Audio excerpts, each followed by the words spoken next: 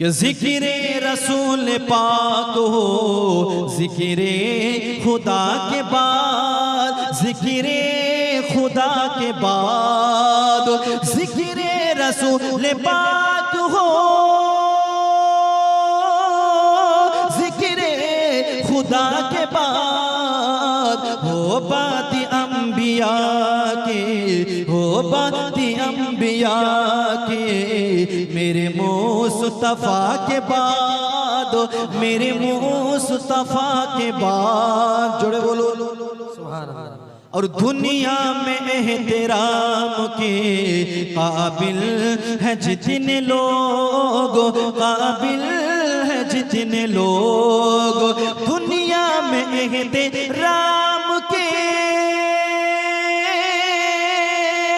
काबिल है जितने लोग, हम सबको मानते, हम सबको मानते, मगर मुस्तफा के बाद, मगर मुस्तफा के बाद। और मुसलमान বাবাজি এই পৃথিবীর বুকে সর্বপ্রথম যেই মসজিদটা তৈরি করা হয়েছিল সেটা হচ্ছে আল্লাহর ঘর কাবা। কোন ঘর? আল্লাহর ঘর কাবা। এই কাবাকে সর্বপ্রথম বানিয়েছিল আল্লাহর ফেরেশতারা। সর্বপ্রথম কাবাকে তৈরি করেছিল আল্লাহর ফেরেশতারা। তারপর কাবা বানালো হযরতে আদম আলাইহিস সালাম, তারপর বানালো হযরতে নূহ আলাইহিস সালাম। এবং কি নূহ আলাইহিস সালামের জামানায় একটা বন্যা এসেছিল, ওই বন্যা কাবা শরীফ শহীদ হয়ে যায়, কাবা শরীফ ভেঙে যায়। তো 400 বছর পর আমার আল্লাহ পাক আল্লাহ তাআলা হযরত ইব্রাহিম আলাইহিস সালামকে ডেকে বললেন, হে আমার বন্ধু ইব্রাহিম, আমার ঘর কাবা শরীফ তুমি পুনরায় নির্মাণ করো। জোরে বলো সুবহানাল্লাহ সুবহানাল্লাহ। আমার ঘর পুনরায় বানাও। ইব্রাহিম আলাইহিস সালাম হলেন মিস্ত্রি, আর তার ছেলে হযরত ইসমাঈল আলাইহিস সালাম হলেন লেবার। বাপ বেটা দুজনে মিলে আল্লাহর ঘর কাবার কাজ শুরু করলো। জোরে বলো সুবহানাল্লাহ। একটু মোহাব্বতে বলুন ইয়া রাসূলুল্লাহ। বাপ বেটা দুজনে মিলে আল্লাহর ঘর কাবা শরীফের কাজ আরম্ভ করলো। মুসলমান বাবাজি ভাই, আল্লাহর ঘর কাবা শরীফের কাজ যখন কমপ্লিট হয়ে গেল, কাবা কমপ্লিট, আর কাবা শরীফের কোনো কাজ বাকি নাই। ইব্রাহিম আলাইহিস সালাম আমার আল্লাহকে ডেকে বললেন, মাবুদ তুমি কাবা শরীফ বানাতে বললে, আমি কাবা বানালাম, রব্বুল আলামিন এখন আমি কি করব গো আল্লাহ? আমার আল্লাহ ডেকে বললেন, ইব্রাহিম কাবার কাজ তো কমপ্লিট হয়ে গেছে, এবারে তুমি একটা কাজ করো, ওই যে জাবালে আবুল কুবাইস পাহাড়খানা দেখতে পাও, ওই পাহাড়ের উপরে চড়ে তুমি এলান করো, গোটা বিশ্বের মুসলমানকে দাওয়াত দাও, যাতে মানুষ এই কাবা শরীফের হজ করতে আসে, সুবহানাল্লাহ কাবার যাতে জিয়ারত করতে আসে, যাও তুমি এলান করো।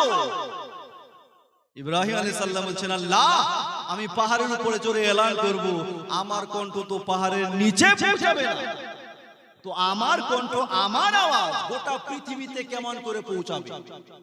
কথা বলে, একটা লোক যদি 100 তলার উপর থেকে চিল্লা হাল্লা করে, ওর আওয়াজ মাটিতে পৌঁছাবে ভাই? পৌঁছাবে? একটা পাহাড়ের উপরে যদি চড়ে এলান করে, নিচে আসবে? আসবে না। ইব্রাহিম আলাইহিস সালাম বলছেন, আল্লাহ তুমি এলান করতে বলছো, আমি এলান করলাম, ঠিক আছে এলান করলাম, আমার কণ্ঠ তো পাহাড়ের নিচে পৌঁছাবে না, তো গোটা পৃথিবীতে কেমন করে পৌঁছাবে? আল্লাহ পাক বলছেন, ইব্রাহিম তা নিয়ে তোমাকে ভাবতে হবে না, আওয়াজ দেওয়া কাজ তোমার, তোমার কণ্ঠ মানুষের কান পর্যন্ত পৌঁছানো কাজ হচ্ছে আমি আল্লাহর। জোরে বলুন সুবহানাল্লাহ। আরো মোহাব্বতে একটু মেহফিলটাকে আরো সাজাতে হবে, হবে না? হবে কি হবে না? আওয়াজ আমি আপনাদের মাঝে করব, একটু আর দুই মিসরা ছন্দ বলি, তারপরে আমি আমার বক্তব্য আগে নিয়ে যাব। মোহাব্বতে বলুন সুবহানাল্লাহ, জোরসে বলুন ইয়া রাসূলুল্লাহ।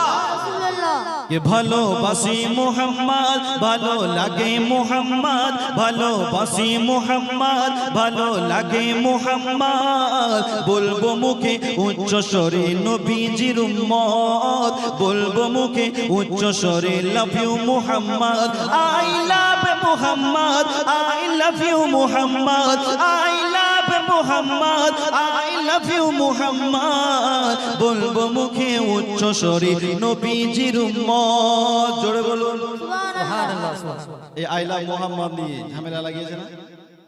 এই লাগেছে কি লাগে না? তারা নবীর সম্মান কমাতে চেয়েছিল, আগে 20টা মানুষ বলেছিল, 20 জন, কয়জন? 19 জন বা 20 জনকে অ্যারেস্ট করা হয়েছে। হ্যাঁ, এখন গোটা ভারতবর্ষে বলছে সুবহানাল্লাহ বলো। ওরা আটকাতে চেয়েছিল, এখন গোটা ভারত, শুধু ভারত না, বাংলাদেশের মুসলমানও বলছে আই লাভ মুহাম্মদ, পাকিস্তানের মুসলমানও বলছে আই লাভ মুহাম্মদ, আমেরিকার মুসলমানও বলছে আই লাভ মুহাম্মদ, অস্ট্রেলিয়ার মুসলমানও বলছে আই লাভ মুহাম্মদ। কারণ মুমিনের পরিচয় আই লাভ মুহাম্মদ। জোরে বলো সুবহানাল্লাহ, আরো জোরে সুবহানাল্লাহ। ভালোবাসি মুহাম্মদ, ভালো লাগে মুহাম্মদ, বলবো মুখে উচ্চ স্বরে নবীজির উম্মত, বলবো মুখে উচ্চ স্বরে love you Muhammad, I love Muhammad, I love you Muhammad, I love Muhammad, I love you Muhammad, বলবো মুখে উচ্চ স্বরে নবীজির উম্মত, বলবো মুখে উচ্চ স্বরে লাভ ইউ মুহাম্মদ। জোরে বলুন সুবহানাল্লাহ, আরো মহব্বতে বলুন ইয়া রাসূলুল্লাহ, ইয়া রাসূলুল্লাহ। নবীর প্রেমে জীবন দিতে আছি যে রাজি, মরলে মোরা শহীদ হব, জিতলে যে গাজী। गुलामाने मुस्तफा जान देने से नहीं डरते, ये सर कट जाए या रह जाए कोई परवाह नहीं करते। নবীর প্রেমে জীবন দিতে আছি যে রাজি, মরলে মোরা শহীদ হব, জিতলে যে গাজী। নবী হলো মোদের কাছে, নবী হলো মোদের কাছে খোদার রহমত, বলবো মুখে উচ্চ স্বরে নবীজির উম্মত, বলবো মুখে উচ্চ স্বরে love you Muhammad, I love Muhammad, I love you Muhammad, I love Muhammad, I love you Muhammad, বলবো মুখে উচ্চ স্বরে নবীজির উম্মত, বলবো মুখে উচ্চ স্বরে লাভ ইউ মুহাম্মদ। জোরসে বলুন সুবহানাল্লাহ। হর মুমিনের দিলের মাঝে লিখা একটাই নাম, জোরসে বলুন আরো মহব্বতে। हर मुमिनेर दिलेर माझे लिखा एकटाई नाम, हर मुमिनेर दिलेर माझे लिखा एकटाई नाम, सेई नामेते गड़े खोदा दुनिया तमाम। हर मुमिनेर दिलेर माझे लिखा एकटाई नाम, सेई नामेते गड़े खोदा दुनिया तमाम। नबी हलो जानेर जान, नबी हलो जानेर जान, दिलेर জাহান, বলবো মুখে উচ্চ স্বরে নবীজির উম্মত, বলবো মুখে উচ্চ স্বরে love you Muhammad, I love Muhammad, I love you Muhammad, বলবো মুখে উচ্চ স্বরে নবীজির উম্মত। জোরসে বলুন সুবহানাল্লাহ। ইব্রাহিম আলাইহিস সালাম বলছেন আল্লাহ আমি চোখে এলান করব, আমার কণ্ঠ কত দূর যাবে। রব্বুল আলামিন ডেকে বলেন ইব্রাহিম তা নিয়ে তোমাকে ভাবতে হবে না, হে আমার বন্ধু ইব্রাহিম, আওয়াজ দেওয়া কাজ হলো তোমার, আর তোমার কণ্ঠ মানুষের কান পর্যন্ত পৌঁছানো কাজ হচ্ছে আমি আল্লাহর।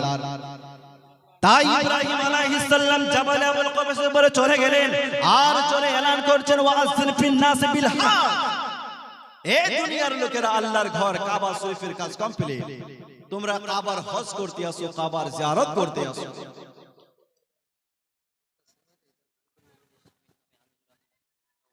আনজুরা বেওয়ার নামে এক বস্তা সিমেন্ট, ও আনজুরা বেওয়া নিজের স্বামীর জন্য এক বস্তা সিমেন্ট আর 450 টাকা দান করেছে। নারী তাকবীর, আল্লাহু আকবার, নারে রিসালাত, ইয়া রাসূলুল্লাহ, মাসলাকে আলা হযরত জিন্দাবাদ, गौस का दामन नहीं छोड़ेंगे, वली का दामन नहीं छोड़ेंगे, पीर का दामन नहीं छोड़ेंगे, नमाज का दामन नहीं छोड़ेंगे, शैतान का दामन।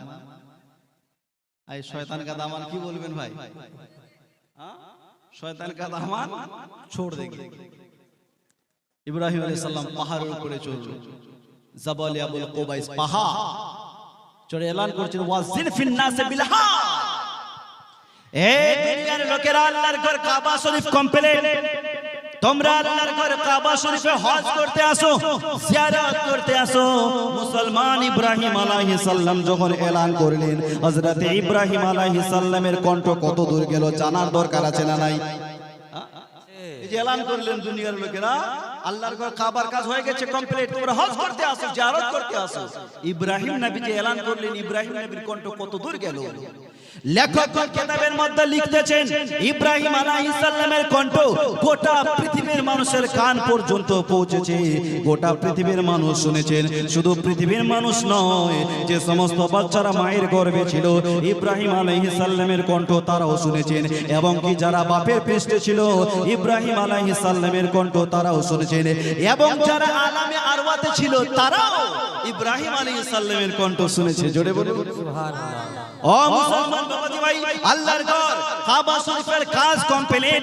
কাবার চার কোণে আছে, এই চার কোণের মধ্যে একটা কোণায় একটা পাথর লাগা আছে। ওই পাথরের নাম জানেন? জানেন? ওই পাথরের নাম হচ্ছে হাজরে আসওয়াদ। কি পাথর ভাই? হাজরে আসওয়াদ পাথর এক কোণের মধ্যে লাগা আছে। এই পৃথিবীর মানুষ যারা চুম্বন দেওয়াকে হারাম বলে তারাও চুম্বন দেয়। সুবহানাল্লাহ। এই পাথরকে সবাই চুম্বন দেয়। যারা বেদাত বলে চুম্বন দেওয়া তারাও দেয়, যারা জায়েজ বলে তারাও দেয়। এই পাথরের মধ্যে এমন একটা বৈশিষ্ট্য আছে, যখন হাজী ইমানদারগণ মুমিন বান্দা হাজরে আসওয়াদকে চুম্বন দেয় তো মুমিনের গুনাহগুলো হাজরে আসওয়াদ পাথরগুলো আপনার চুষে নেয়, আপনার টেনে নেয়। আর যখন কাফির হাজরে আসওয়াদকে চুম্বন দেয় তো মুমিনের গুনাহগুলোকে কাফিরের দিকে মুনতাকিল করে দেয়। যে হারামে টাকা নিয়ে হজ করতে যা, ওর হজ কবুল হয় না, বরং মুমিনের গুনাহ এই তুই নিয়ে যা, এগুলো তোকে দিয়ে দিলাম ফিরে ফিরে যা। মুসলমান বাবাজি ভাই, আল্লাহর ঘর কাবা শরীফে যে পাথরখানা আছে, পাথরখানা বিশ্বনবী দো জাহানের বাদশা বললেন নবুয়তের এলানের আগে মক্কার কোন মানুষ আমাকে চিনতো না, মক্কার কোন লোক আমাকে নবী বলে জানতো না, একমাত্র হাজরে আসওয়াদ পাথর আমাকে চিনতো। আমি যখনই আল্লাহর ঘর কাবা শরীফের তাওয়াফ করার জন্য যেতাম তো হাজরে আসওয়াদ পাথর আমি রাসূলুল্লাহকে আমাকে সালাম জানাতো। সুবহানাল্লাহ। পাথর আমাকে সালাম দিত। তো পাথর আমার রাসূলে পাক সাল্লাল্লাহু আলাইহি ওয়াসাল্লামকে সালাম জানাতো। আমার নবী মুস্তাফা বললেন, এ হাজরে আসওয়াদ পাথর তুমি আমাকে সালাম করো, আমি রাসূলুল্লাহ তোমাকে দোয়া দিলাম, আমার উম্মতরা কাল কিয়ামতের সকাল পর্যন্ত তোমাকে সালাম করবে। জোরে বলে তো হাজী যে হজ করতে যায় প্রতিটা তাওয়াফে একবার করে হাজরে আসওয়াদ পাথরকে চুম্বন দেয়। সুবহানাল্লাহ। একদিন উমরে ফারুক আযম রাদিয়াল্লাহু তাআলা আনহু কাবা শরীফের পাশে গেল, যাওয়ার পর হাজরে আসওয়াদকে চুম্বন দিল। চুম্বন দিয়ে বলছেন, এই হাজরে আসওয়াদ পাথর তুমি তো একটা পাথর, তুমি মানুষকে নাফাও দিতে পারবে না, নুকসানও পৌঁছাতে পারবে না, আমি তোমাকে এই জন্যই চুম্বন দিলাম কারণ আমার রাসূলুল্লাহ তোমাকে চুম্বন দিয়েছে। জোরে বলুন সুবহানাল্লাহ। না হলে আমি তোমাকে চুমতাম না, তুমি তো পাথর, তুমি কিছুই করতে পারবে না। মৌলাই আলী দাঁড়িয়েছিল, উমর কি কথা বলছো? হাজরে আসওয়াদ পাথর মানুষকে নাফা দেয়, নুকসানও পৌঁছায়। মুমিন যখন চুমু দেয় মুমিনের গুনাহগুলো টেনে নেয়, কাফির যখন চুমা দেয় তো মুমিনের গুনাহগুলো কাফিরকে দিয়ে দেয়। জোরে বলুন সুবহানাল্লাহ। মুমিনের গুনাহ কাফিরকে দিয়ে দেয়।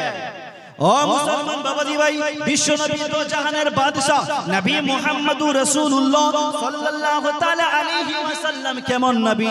আমার নবী মহানবী, বিশ্ব নবী, সর্বশ্রেষ্ঠ নবী, নবীগণের সরদার নবী, ইমামুল আম্বিয়া, রাসূলগণের সরদার, রাসূল সাইয়্যিদুল মুরসালিন, দোনো আলমের নবী, বেমিসাল নবী, নূরুন আলা নূর নবী, আতাহার নবী, মুতাহার নবী, মুআত্তার নবী, মনোয়ার নবী, দোনো আলমের দাতা ও আকা নবী, মক্কি ও মাদানী নবী, তাজদার নবী, আরবের জেওয়ার নবী, আজমের ঝুমুর নবী, সৈয়দে আবরার নবী, সৈয়দে লামাতা নবী, সাহেবে কোরআন নবী, সাহেবে মিরাজ নবী, সব চাইতে উজ্জ্বল প্রদীপ সিরাজুম মুনিরা হচ্ছেন আমার রাসূলুল্লাহ সাল্লাল্লাহু আলাইহি ওয়াসাল্লাম। সুবহানাল্লাহ। প্যার সে বলুন, যেই দিকেই যাবেন আমার নবীকে পাবেন, যেখানেই যাবেন নবী মুস্তাফাকে পাবেন।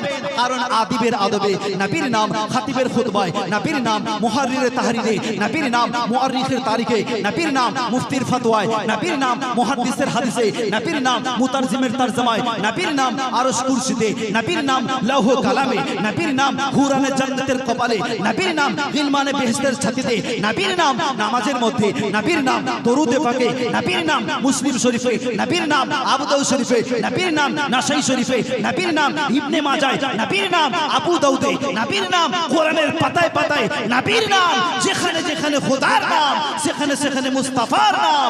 যে ব্যক্তি নবীর হয়ে গেছে স্বয়ং খোদা তার হয়ে গেছে। কি মোহাম্মদ से वफा तूने तो हम तेरे है, ये जहां जे जाएगा लौहे कलम तेरे है। সুবহানাল্লাহ সুবহানাল্লাহ। তো সব জায়গায় আমার রাসূলুল্লাহর প্রশংসা, মহব্বতে বলুন সব জায়গায় নবীর প্রশংসা। আরে মুসলমান নবীকে ভালোবেসে কেউ সাদাকাত পেয়েছে, কেউ আদালত পেয়েছে, কেউ সাখাওয়াত পেয়েছে, কেউ সুজাআত পেয়েছে, কেউ আশরায়ে মুবাশশিরার মধ্যে স্থান পেয়েছে। গোটা পৃথিবীকে বিক্রি করে যে দাম হবে না, কেউ আমার তার চেয়েও দামি হয়েছে, যেহেতু রাসূল তাকে খরিদ করে আনমোল করে দিয়েছেন। হযরত বিলাল হাবশী जब तक बिके ना थे कोई पूछता ना था, रसूल ने खरीद करके मुझे अनमोल कर दिया, रसूल ने खरीद करके मुझे अनमोल कर दिया।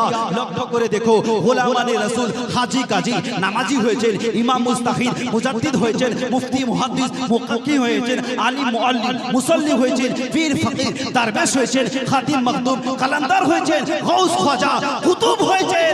সমস্ত বড় বড় সম্মান এই রাসূলুল্লাহর সাদকাতেই হয়েছে। জোরে বলুন সুবহানাল্লাহ। মুসলমান বাবাজি ভাই, আল্লাহ পাক আল্লাহ তাআলা কাবা শরীফের আল্লাহ ইব্রাহিম আলাইহিস সালাম কাবার কাজ কমপ্লিট করলো, কাবার কাজ তৈরি করলো। ইব্রাহিম আলাইহিস সালামের জন্ম কখন? নামরুদ বাদশার জামানায়। কার জামানায়? জোরে বলুন কার জামানায়? নামরুদ বাদশা। এই ছোট মোটো বাদশা নয়, বাদশা তো এই পৃথিবীতে অনেক এসেছে, কিন্তু চারজন বাদশা এসেছিল ইন্টারন্যাশনাল বাদশা, যারা গোটা পৃথিবীতে রাজত্ব চালাতো। আমাদের বর্তমানে যিনি ভারতের রাজা, ভারতের বাদশা, নাম কি বলেন তো? কি নাম? কথা বলেন। নরেন্দ্র মোদি।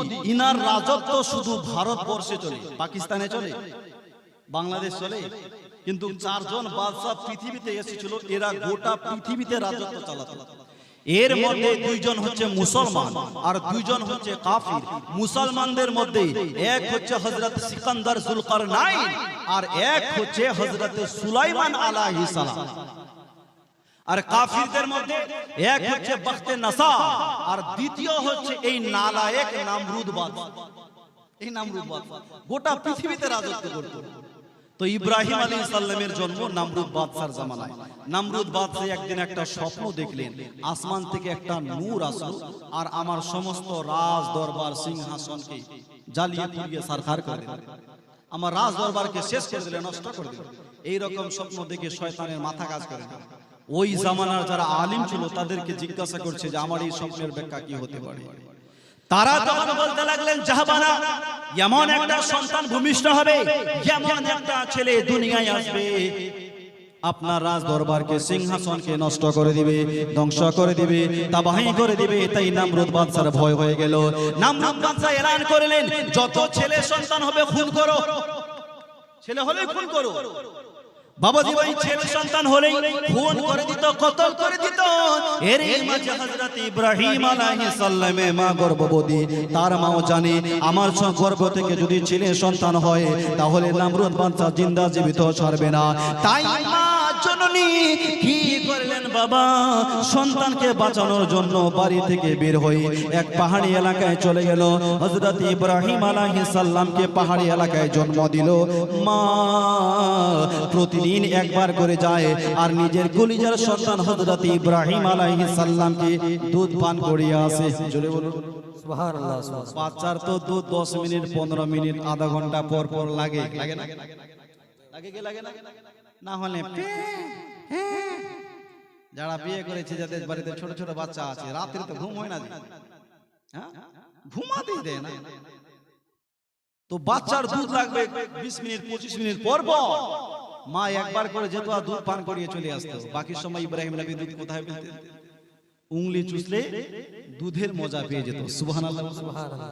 উংলি চুষতেন, উংলি। এই জন্য তো বাচ্চারা দেখবেন ছোট ছোট বাচ্চারা হাত চুষতে বড্ড ভালোবাসে।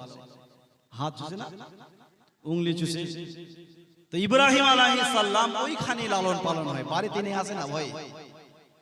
ইব্রাহিম আলাইহিস সালাম ওই গুফার ভিতরে 13 বছর কিংবা 17 বছর লালন পালন হলো, কোনদিন গুফা থেকে বাইরে বের হয়নি, ওইখানেই সব সময় থাকে। ইব্রাহিম আলাইহিস সালামের যখন 13 বছর পূর্ণ হলো, প্রথম ইব্রাহিম আলাইহিস সালাম গুফা থেকে বের হচ্ছেন, ওই সময়টা ছিল আসরের সময়। কিসের সময়? আসরের সময়, সূর্য ডুবা ডুবা ভাব। ওই সময় ইব্রাহিম আলাইহিস সালাম গুফা থেকে বের হলো, আকাশের মধ্যে সূর্য দেখতে পেল। ইতিপূর্বে সূর্য ইব্রাহিম আলাইহিস সালাম কোনোদিন দেখে নাই। নিজের মাকে জিজ্ঞাসা করলেন, মা ওই যে আকাশের মধ্যে ওটা লাল রঙের দেখা যায়, ওটা কি? তো বলছেন, বাবা ওটার নাম হচ্ছে সূর্য। ইব্রাহিম আলাইহিস সালাম দেখছেন লোক সূর্যের পূজা করছে, সূর্যের পূজা করে, ওম নমো নমো ভগবতী, সূর্যের পূজা করে। রাত হয়ে গেল, সূর্য ডুবে গেল, আকাশে চন্দ্র দেখতে পেল। তো লোক দেখছে যে চন্দ্রের পূজা করছে, লোক চন্দ্রের পূজা করে। ইব্রাহিম আলাইহিস সালাম বলছে, হারে যে ডুবে আবার উঠে সে কি খোদা নাকি? খোদা তো তিনি, যেই চাঁদ সূর্য আসমান জমিন সপ্তম আকাশ সপ্তম জমিনকে সৃষ্টি করেছেন, তিনি একমাত্র খোদা। ইব্রাহিম আলাইহিস সালাম বললেন, খবরদার হে কওমের লোকেরা, তোমরা চাঁদ সূর্যের পূজা করো না। চাঁদ সূর্য খোদা হতে পারে না। এই চাঁদ সূর্যকে যিনি সৃষ্টি করেছেন তিনি হচ্ছেন একমাত্র আমার আল্লাহ। আল্লাহ পাক চাঁদ সূর্যকে সৃষ্টি করেছেন, তোমরা এক আল্লাহর পূজা করো। ইব্রাহিম আলাইহিস সালামের এক চাচা ছিল, যার নাম হচ্ছে আজার। কি নাম? আজার। ও নিজ হাতে মূর্তি বানায়, আবার ওই মূর্তির পূজা করে। ইব্রাহিম সাল্লাল্লাহু আলাইহি ওয়াসাল্লাম চাচা কি করছেন? ইব্রাহিম দেখতেই তো পাও মূর্তি বানায়। ইব্রাহিম আলাইহিস সালাম বলছেন, চাচা নিজ হাতে বানান, আবার ওর পূজা করেন। চাচা যান, মূর্তির পূজা করিয়েন না। তো তার চাচা আজার বলছেন, ইব্রাহিম আমার মূর্তি যদি তোমার এক আল্লাহর সাক্ষী দেয়, তাহলে আমি তোমার কালেমা পড়ে মুসলমান হয়ে যাব। জোরে বলুন। ইব্রাহিম আলাইহিস সালাম দোয়া করলেন। ইব্রাহিম নবী দোয়া করতে না, যতগুলো মূর্তি ছিল সমস্ত মূর্তি পড়ে লা ইলাহা ইল্লাল্লাহ ইব্রাহিম খলিলুল্লাহ। আমাদের নবীর কালেমা লা ইলাহা ইল্লাল্লাহ মুহাম্মাদুর রাসূলুল্লাহ। মুসা আলাইহিস সালামের কালেমা কি জি? লা ইলাহা ইল্লাল্লাহ মুসা কালিমুল্লাহ। ঈসা নবীর কালেমা লা ইলাহা ইল্লাল্লাহ ঈসা রূহুল্লাহ। তো প্রত্যেকটা নবীর কালেমা আছে। ইব্রাহিম নবী দোয়া করতে নাই, মূর্তি কালেমা পড়ছে লা ইলাহা ইল্লাল্লাহ ইব্রাহিম খলিলুল্লাহ। তার চাচা আজার এই রকম মুজিজা দেখে বলেন, ইব্রাহিম তুমি বড় জাদুকর। আস্তাগফিরুল্লাহ। তবুও তার চাচা আজার কালেমা পড়ল না। ও মুসলমান বাবাজি ভাই, নমরুদ বাদশার জামানায় বছরে সালানা মেলা হতো, সালানা মেলা। সবাই মেলায় যাচ্ছে। লোকেরা বললেন, ইব্রাহিম চলো তুমিও মেলায়। ইব্রাহিম আলাইহিস সালাম বললেন, ভাই আমার শরীর ভালো নাই, স্বাস্থ্য ভালো নেই, তোমরা মেলায় যাও, আমি বাড়িতেই থেকে গেলাম। লোকেরা বললেন, ইব্রাহিম তুমি যেহেতু মেলায় যাবে না, তাহলে মূর্তিখানায় পাহারা দাও। ও মুসলমান, সবাই মেলায় চলে গেল। ইব্রাহিম আলাইহিস সালাম মূর্তিখানায় যখন গেলেন, ওইখানে অনেকগুলো মূর্তি ছিল। এক একটা মূর্তির এক এক রকমের ডিজাইন আছে না নাই? এক একটা মূর্তির এক এক রকম, 5টা হাত, 7টা হাত, 10টা হাত। সামনে থালাতে ফল মূল আপেল কলা রাখা আছে, আবার হা করে আছে কিন্তু খায় না। ইব্রাহিম আলাইহিস সালাম বাচ্চা ছেলে, আর ভাবছে যে সামনে থালাতে সব রাখা, যেগুলো খায় না কেন, এত সুন্দর সুন্দর ফল আছে। ইব্রাহিম আলাইহিস সালাম ভাবছেন হয়তো লাগাল পায় না, একটা থালা হাতে উঠালেন, আর মূর্তির সামনে মুখের সামনে বলছেন, এই খা না হয় কথা বল। মূর্তি খায় না, কথা বলে না। ইব্রাহিম আলাইহিস সালাম বললেন, খা না হয় কথা বল, দুটার মধ্যে একটা কর। মূর্তি খায় না, কথা বলে না। ইব্রাহিম আলাইহিস সালাম বললেন, যদি কথা না বলে এখনই খবর আছে। বাবাজি ভাই, ইব্রাহিম আলাইহিস সালাম সঙ্গে সঙ্গে বাড়িতে গেল। যাওয়ার পর একখানা কুরআন নিয়ে আসলো, আর একদিক থেকে ভাঙতে আরম্ভ করেছে। সুবহানাল্লাহ বলো। একদিক থেকে ভাঙতে আরম্ভ করেছে, হাত ভাঙলো, পা ভাঙলো, ডাং ভাঙলো, একদিক থেকে ভাঙতে ভাঙতে ওদের মধ্যে একটা বিশাল বড় মূর্তি ছিল, ওটাকে ভাঙে নাই। ইব্রাহিম আলাইহিস সালাম বুদ্ধি করে মূর্তির কাঁধে কুড়াল রেখে চুপচাপ বাড়ি। কেউ দেখে ভাঙতে, কেউ দেখে না, চুপচাপ বাড়িতে এসেছে। লোকেরা যখন মেলা থেকে বাড়ি আসলো, মূর্তিখানায় গেল, দেখছে হায় রে, একটা মূর্তিও ঠিক সব ভেঙেছে। তারা নিজেদের মধ্যে বলা বলি করছেন, এই কাজটা কে করলো, কে আমাদের মূর্তিগুলো ভাঙলো, কে এই কাজটা করেছে। আবার কিছু কিছু লোক বলছেন এটা ইব্রাহিমের কাজ, কারণ সেই আমাদের মূর্তির বিপক্ষে সবসময় কথা বলে, এটা ইব্রাহিম করেছে। তাই লোকেরা নমরুদ বাদশার আদালতে বিচার দিলেন, হুজুর আমাদের বিচার করেন। কি বিচার? লোকেরা বললেন, জাহাবানা এ নমরুদ বাদশা, আমাদের মূর্তিগুলো ইব্রাহিম আলাইহিস সালাম ভেঙে দিয়েছে, এর বিচার করেন। নমরুদ বাদশা বললেন, যাও ইব্রাহিমকে তোমরা ধরে আনো, এর বিচার হবে। বাবাজি ভাই, লোকেরা হযরত ইব্রাহিম আলাইহিস সালামকে ধরে আনলো, নমরুদ বাদশার আদালতে পেশ করলো। যারাই নমরুদ বাদশার আদালতে আসতো সর্বপ্রথম নমরুদকে এসে সিজদা করত। সবাই সিজদা করলেন, ইব্রাহিম নবী সিজদা করলেন না। ইব্রাহিম নবী সিজদা করলেন না, বাকি সবাই নমরুদ বাদশাকে সিজদা করলেন। নমরুদ বাদশা বলছেন, ইব্রাহিম তুমি করলে না কেন? এই ইব্রাহিম, তুমি কি জানো না আমার এই রাজ দরবারের একটা নিয়ম আছে? তুমি দেখলে না তোমার চোখের সামনে সবাই আমাকে সিজদা করলো, তুমি করলে না কেন? ইব্রাহিম আলাইহিস সালাম বললেন, এই নমরুদ, আমি তো এক আল্লাহকে সিজদা করি, এক আল্লাহর সামনে মাথা নত করি, দুনিয়ার কোন মানুষের সামনে মাথা নত করি না। নমরুদ বাদশা বলেন, ইব্রাহিম তোমার আল্লাহকে, এ ইব্রাহিম তোমার খোদাকে?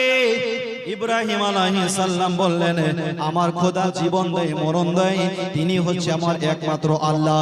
এই মুসলমান এই কথা শোনার পর নমরুদ বাদশা বললেন, ইব্রাহিম এটা তো আমিও করতে পারি, আমিও জীবন দিতে পারি, আমিও মরণ দিতে পারি। তাই নমরুদ বাদশা কি করলেন বাবা, জেলখানা থেকে দুইজন আসামিকে বের করলো, একজনকে ছেড়ে দিল আর একজনকে ফাঁসি দিয়ে খুন করলো। বলছেন, ইব্রাহিম দেখলা, আমিও একজনকে জীবন দিলাম আর একজনকে মরণ দিলাম, একজনকে জীবন দিলাম অপরজনকে মরণ দিলাম, মৃত্যু দিলাম। আমি নিজেকে খোদার দাবি করব না কেন? আমি সকলের খোদা, আমি সকলের বড় রব। ইব্রাহিম আলাইহিস সালাম বলছেন, একে কেমন করে বুঝাই? ইব্রাহিম আলাইহিস সালাম বলছেন, এ নমরুদ, আমার আল্লাহ, আমার খোদা প্রতিদিন পূর্ব দিকে সূর্য উঠায় আর পশ্চিমে নিয়ে যায়।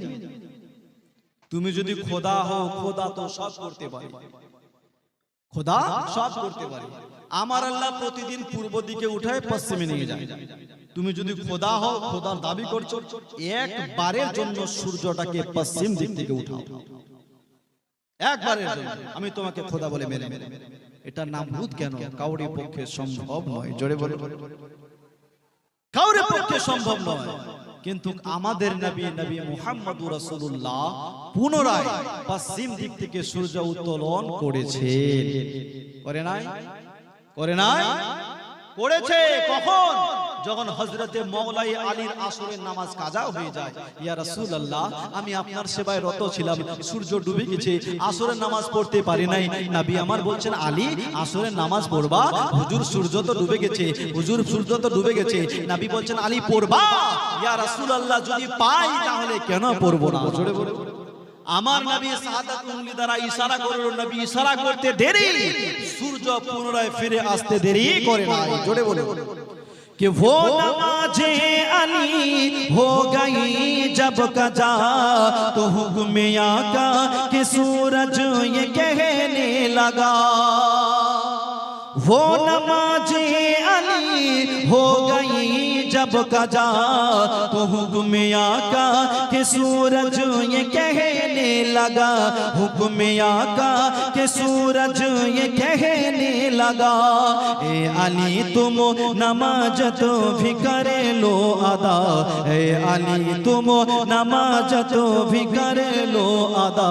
लो मैं फिर आ गया आमने सामने। ডুবে যাওয়া সূর্য পুনরায় ফিরে এসেছেন আমার নবীর ইশারা।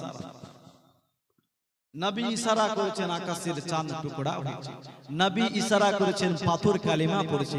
নবী ইশারা করেছেন, গাছ এসে নবীকে সালাম দিয়েছে। তো আমার নবী বেমিসাল, আমার নবী অসাধারণ। জোরে বলে, অসাধারণ। নমরুদ বাদশা বলছেন, ইব্রাহিম আমাদের মূর্তিগুলো তুমি ভেঙেছো, এটা তোমারই কাজ। ইব্রাহিম আলাইহিস সালাম বলছেন, এই নমরুদ আমাকে কেন জিজ্ঞাসা করো? তুমি দেখতে পাও না বড় মূর্তির কাঁধে কুড়াল রাখা আছে। আমার তো মনে হয় রেগে গিয়ে ওই ছোটগুলোকে ভেঙেছে। ওই বড় মূর্তি এই ছোটগুলোকে ওই ভেঙেছে। দেখো ওর কাঁধে কুড়াল রাখা আছে, ওর কিচ্ছু হয় না, বাকি সব ভেঙেছে। নমরুদ বাদশা বলছেন, ইব্রাহিম মূর্তি কি কথা বলতে পারে? ইব্রাহিম আলাইহিস সালাম বললেন, নমরুদ যে কথা বলতে পারে না, যার কোনো ক্ষমতা নাই, যে নিজেকে বাঁচাতে পারে না, তার পূজা করছো কেন? এক আল্লাহর পূজা করো। জোরে বলো। এই মূর্তির পূজা ছেড়ে দাও, মূর্তি খোদা হতে পারে না, তোমরা এক আল্লাহর পূজা করো আর আমাকে তার পয়গম্বর বলে মেনে নাও। বাবাজি ভাই, নমরুদ বাদশা তো মানলো না। নমরুদ বাদশা বলেন, ইব্রাহিম তুমি আমাদের মূর্তিগুলো ভেঙেছো, তোমার উচিত শাস্তি হবে। তাই নমরুদ বাদশা নিজের লোকজনকে নিয়ে মিটিং এ বসলেন, ইব্রাহিমের সঙ্গে কি করা যায়। লোকেরা বললেন, জাহাবানাও, সে আমাদের মূর্তিগুলো ভেঙেছে, তার তো একটাই শাস্তি হওয়া দরকার, তাকে আমরা জিন্দা আগুনে পুড়িয়ে সারখার করে দিব। ওকে জিন্দা আগুনে জ্বালাবো, এটাই ওর শাস্তি। ওর বেঁচে থাকার কোনো অধিকার না, ওকে জিন্দা জ্বালাবো। নমরুদ বাদশা বলেন, এটাই ফাইনাল ডিসিশন, ইব্রাহিমকে আমরা জিন্দা জ্বালাবো। যে ইব্রাহিমের সাথ দিবে ওই আগুনে ইব্রাহিমের সঙ্গে তাকেও জ্বালা হবে।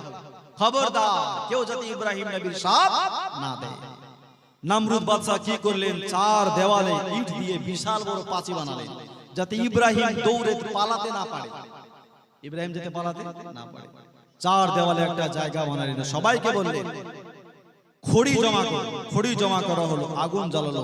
আগুন জ্বালিয়ে যখন কম পেলে, তারপর ইব্রাহিম আলাইহিস সালামের হাত পা গুলো বেঁধে দূর থেকে আগুনে চালিয়ে দেয়, আগুনে ফেলে দেয়।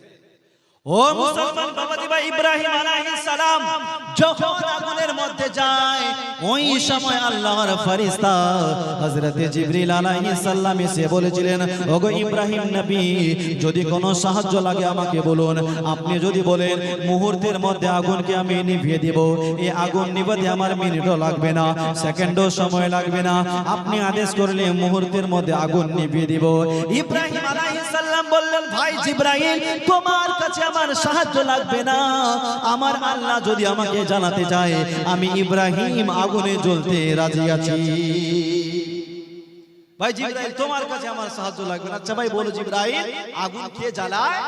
আগুন কে জ্বালায়? বলছে আল্লাহ।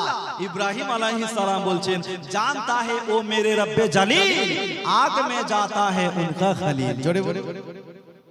আমার আল্লাহ জানে যে তার ইব্রাহিম আগুনে যায়, আমার আল্লাহ যদি আমাকে জ্বালাতে চায় আমি জ্বলতে রাজি, আল্লাহ যদি বাঁচাতে চায় আমি বাঁচতে রাজি। ইব্রাহিম আলাইহিস সালাম যখন আগুনের মধ্যে চলে গেল, রব্বুল আলামিন আগুনকে ডেকে বললেন, ইয়া নারু কুনি বারদাও ওয়া সালামান আলা ইব্রাহিম। আল্লাহ পাক আগুনকে ডেকে বলেন, আগুন আমার ইব্রাহিমের জন্য তুই ঠান্ডা হয়ে যা, সালামতি হয়ে যা। মুসলমান, আমার আল্লাহ পাক কি করলেন বাবা, যত আগুন ছিল নমরুদের অগ্নিকুণ্ডকে আমার আল্লাহ পাক ফুলে পরিণত করে দিয়েছে। আল্লাহ করতে পারে কি পারে না? আগুন ফুল বাগান করতে পারে কি পারে না? কেউ যেটা পারে না সেটা পারে আল্লাহ, কেউ যেটা শুনে না সেটা শুনে আল্লাহ, কেউ যেটা দেখে না সেটা কে দেখে? আল্লাহ। ইব্রাহিম যখন আগুনে যায়, আমার আল্লাহ পাক সমস্ত আগুনকে ফুল বাগান বানিয়ে দেয়। বেশ কিছুক্ষণ থাকার পর নমরুদ বাদশা মনে মনে ভাবছে, এতক্ষণ তো ইব্রাহিম জলে ফুলে সারখার, এই আগুন থেকে বাঁচতে পারে? একটু যাই তো ছাদে, ছাদে গিয়ে দেখি ইব্রাহিমের কি অবস্থা। নমরুদ বাদশা ছাদে গেল, ছাদে গিয়ে কি দেখছে, হারে যত আগুন ছিল সব আগুন ফুল বাগান হয়ে গেছে। সুবহানাল্লাহ বলো। সুবহানাল্লাহ। সমস্ত আগুন ফুল বাগান। নমরুদের এক বেটি ছিল যার নাম হচ্ছে রাগাফা। কি নাম বললাম? রাগাফা।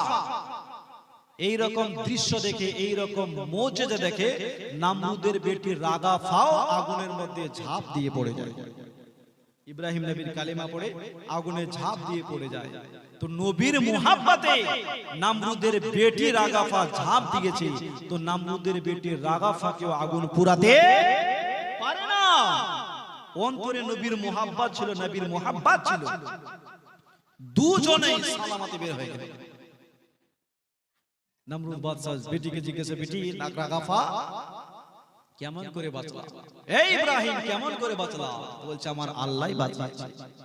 আল্লাহ যাকে বাঁচায় দুনিয়ার কোন শক্তি তাকে মারতে পারে না, আর আল্লাহ যাকে মারে দুনিয়ার কোন ডাক্তার তাকে বাঁচাতে পারে না। আমার আল্লাহ আমাকে বাঁচিয়েছে। ও মুসলমান বাবাজি ভাই, ইব্রাহিম আলাইহিস সালামকে অনেক জ্বালিয়েছিল, অনেক কষ্ট দিয়েছিল। মুসলমান নমরুদের মৃত্যু কেমন করে হলো পরবর্তীতে আলোচনা আছে বাবাজি ভাই। বলার উদ্দেশ্য হলো এই পৃথিবীর মধ্যে সর্বপ্রথম যেই ঘরখানা তৈরি করা হয় সেই ঘর হচ্ছে আল্লাহর ঘর কাবা শরীফ।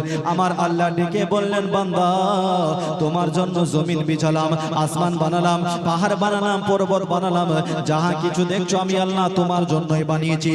কিন্তু এই আমার বান্দা তোমাকে বানিয়েছি আমার ইবাদত করার জন্য। জোরে বলে সুবহানাল্লাহ। তোমাকে বানিয়েছি আমার ইবাদত করার জন্য। ইব্রাহিম আলাইহিস সালাম আল্লাহর ঘর কাবাকে বানালেন। ইব্রাহিম আলাইহিস সালাম আল্লাহর ঘর কাবা শরীফ তৈরি করলেন। এই কাবাকে অনেকজন ভাঙার চেষ্টা করেছিল, কিন্তু আল্লাহর ঘরকে ভাঙতে পারে নাই। অনেকজন ভাঙতে এসেছে আল্লাহর ঘর কাবা শরীফকে। আমাদের সমাজের মধ্যেও কিছু মানুষ আছে মসজিদ মাদ্রাসার বিরোধী। এরা সব সময় মসজিদ মাদ্রাসার পেছনে পড়ে থাকে।